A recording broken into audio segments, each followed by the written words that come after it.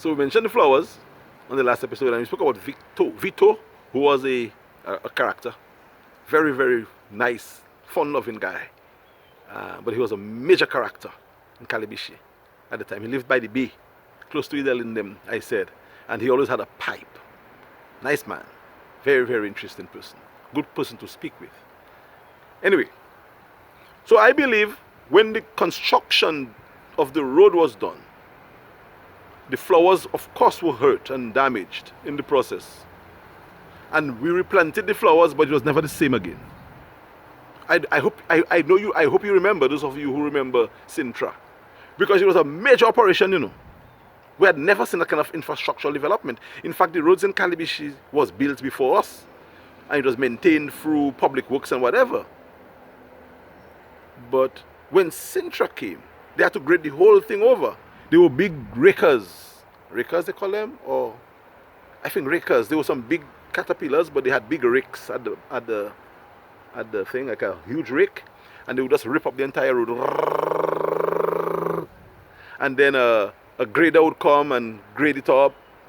And then they would dump stuff, like material. And the grader would come and grade it again. The graders had a big blade at the front and a little nice finer blade underneath the grader. The grader. You know, guys know what I'm talking about, right? And they developed the road, slant it nicely, and then they put tarish on that, and they water it, and they grade it again, and then the rollers came and rolled. So the entire street, all the way from DB, all the way down, with 40 all that area, all the way down, was graded that way. And then at one point in time they started putting asphalt, and SINTRA used a kind of asphalt that was mixed with something. It wasn't just colas, it was colas mixed with some kind of a material that made it very thick. So the SINTRA road lasts forever. It will last forever. There's going to be no pothole on the SINTRA roads, while the other roads, I don't think that they built the road just as our side was built.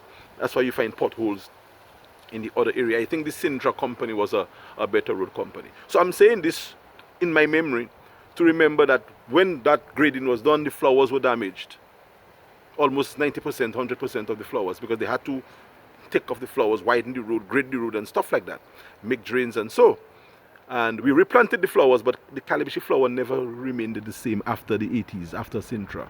If you had seen Calibishie flowers before SINTRA, you would have seen a sight. And again, that's a project that I hope we can rebuild in terms of getting the flowers, man. That was something else, man. You guys who had not experienced this do not know what I'm talking about. As Valley, she will tell you. I mean, this was something else, and this flowers was planted long before us. So probably the flowers in Calibishie were there for 100 and more years before, and we were just maintaining it. But now I think we have to probably replant. Well, we have flowers still, but the gaps of the flowers, we should redo them.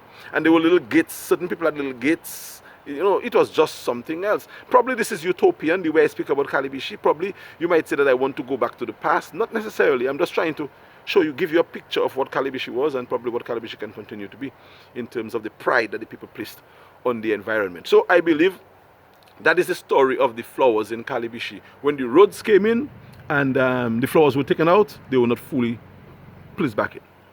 And one incident again I remember, well, I remember a lot of incidents, but there's another one that I remember very vividly, and I think I can call my partner name because he will remember. Roy Fawapaka, I should say Henry, and we were, you know, the boys at the time, we were walking, they had some metal rails or metal frames that they used to build the drains. You see, the SINTRA has some big drains, especially on the other side of the police station on that little hill. There is a DJ up there. There were metal frames placed to build the drains. And Roy and I was walking on that metal frame on the left side of the road when you're heading towards up the hill, towards Savanpai, where there's that little reserve forest up there. And Roy had an accident. I remember vividly. I do not know whether Roy remembers me being there, but I remember being there. And Roy, he missed a step, and he fell on his, his mouth, and I think he might have lost a couple of teeth.